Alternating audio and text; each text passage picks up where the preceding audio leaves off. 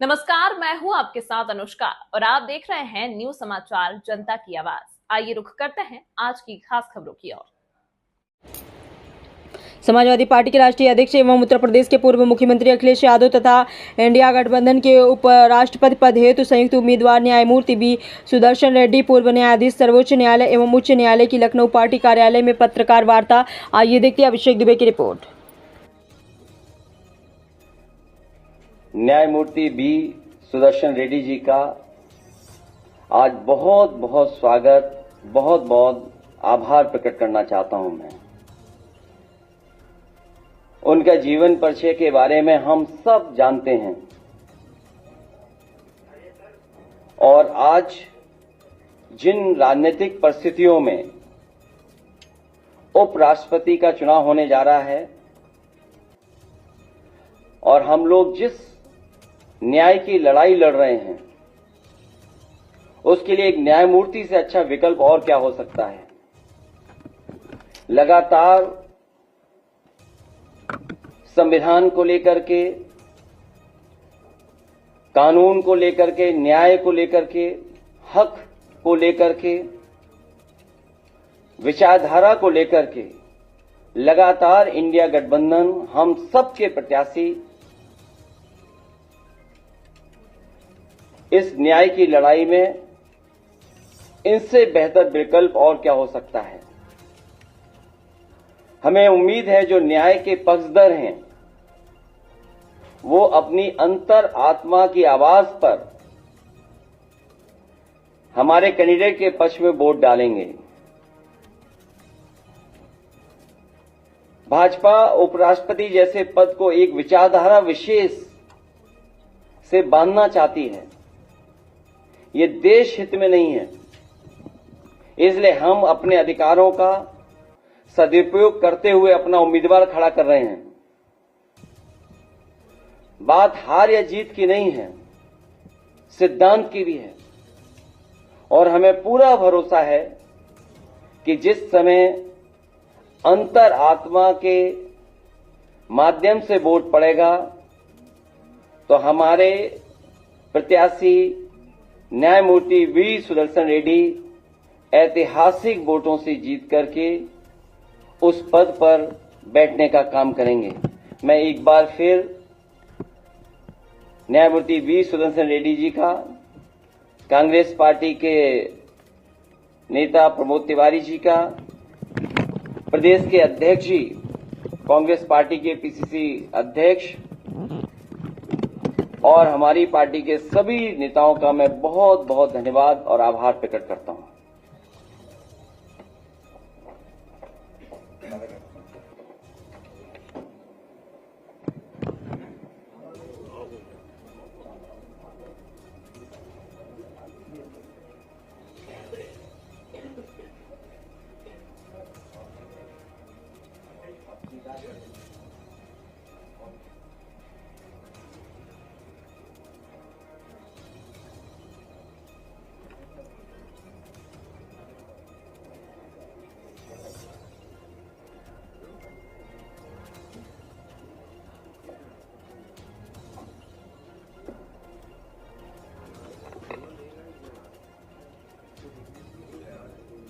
Samajwadi party के अधिनेता,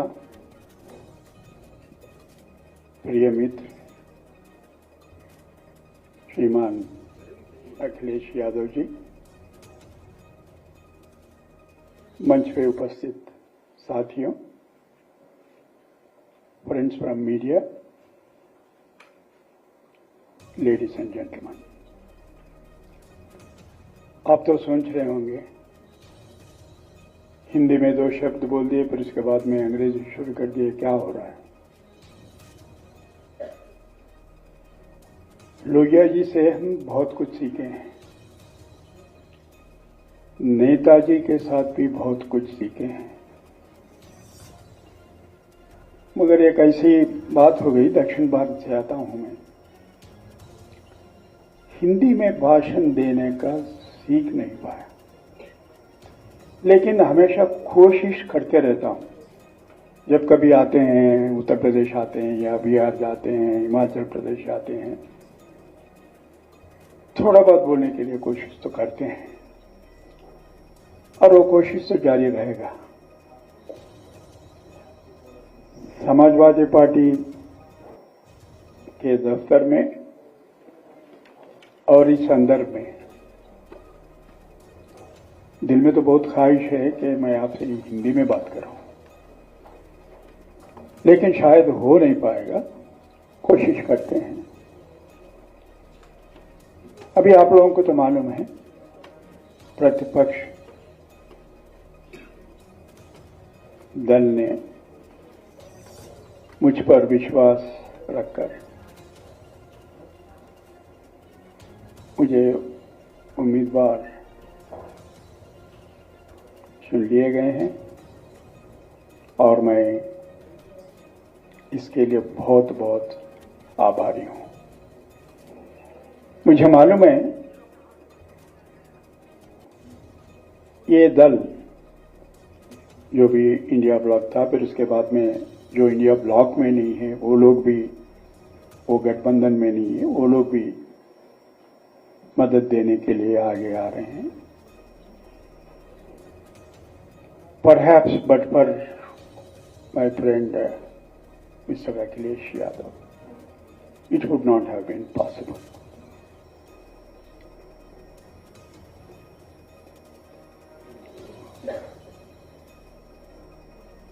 अभी दिल्ली में केजरीवाल जी से मिला था, परसों मैं चेन्नई में था, तिरु स्टालिन जी से मुलाकात हुई, फिर रोज पार्लियामेंट मेंबर्स से बातचीत होती रहती है और तकरीबन हर रोज आप लोगों से तो बातचीत होती रहती है। कभी अखबार से, कभी इलेक्ट्रॉनिक मीडिया से इंटरेक्शन तो होती रहती है। And I don't have to tell you why I'm here. I have come here to solicit the support of honorable members of the parliament from the state of Uttar Pradesh. I believe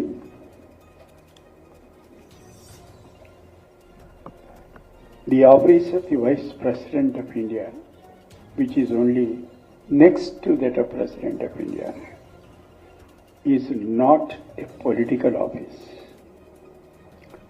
It's a high constitutional office.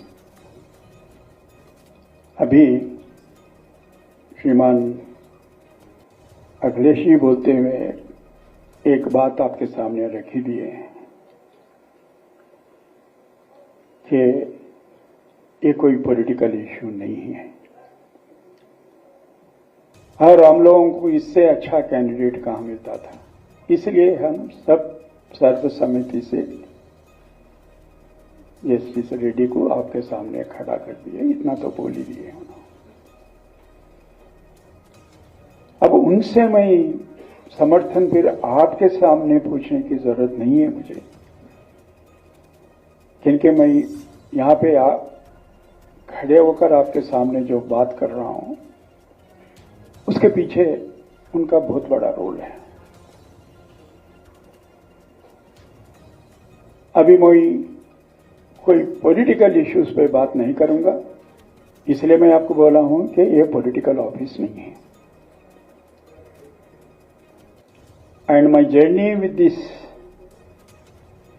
Constitution of India has begun in the year 1971 when I have entered the bar. और यहाँ पे लिखा हुआ है, preamble is staring at us. Those are the values for which I stood and assured the nation through you that I will continue to do so.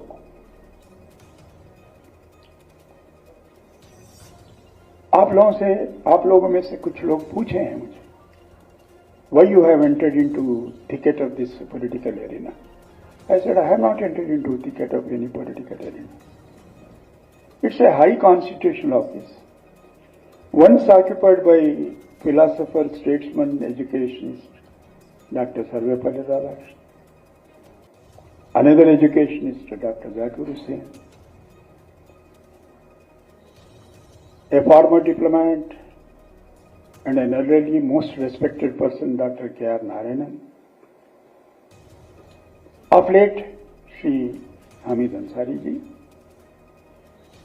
More than anything, my peer, Chief Justice of India, Hidayatullah, presided over the office of the Vice President. These are the people, source of my inspiration to accept so gracefully offered to me, for which I am grateful to all the opposition political parties. And through them, I appeal to all the members of the political parties, irrespective of their color, creed, etc., to consider my candidature on its own merits. Thank you, ladies and gentlemen. If any couple of questions, if the President permits, perhaps it's for him to decide, and if you think I'm capable of answering them, I will do so within the time allocated to me by the President. Thank you.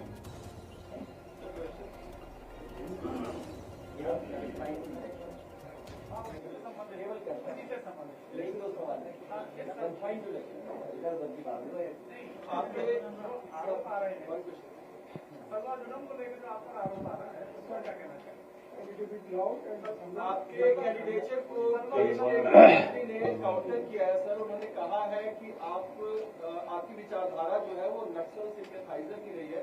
2011 में जब supreme court का एक निर्णय आया, जब शर्मा जरूर को और संवैधानिक आंदोलन कॉन्स्टिट्यूशनल जब घोषित किया था, मैं समझ गया सर, मैं समझ गया। इस पर मैं समझता हूँ 4 दिन से मुसलसल कंटिन्यूअसली मैं बात कर रहा हूँ।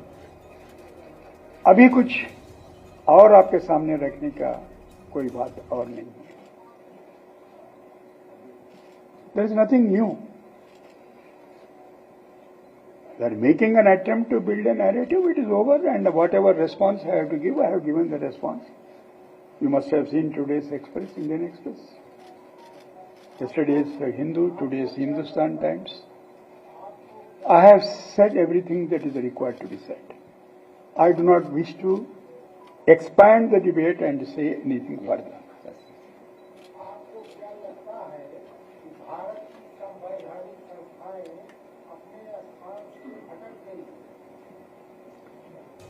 सर, इतना तो मुझे जरूर मानना पड़ेगा।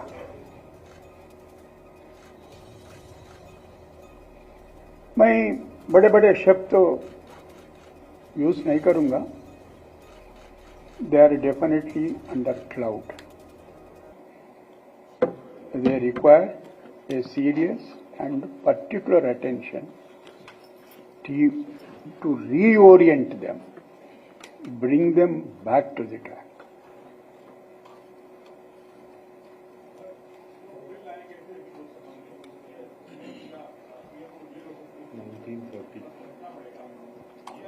Sir, the distinguished leader of the opposition, बाजू में बैठे हुए, bill is moved, and at their instance it is referred to committee JPC. It is under scrutiny. It would be imprudent on my part to react as to what the committee is going to decide. Thank you for saying that. Thank you.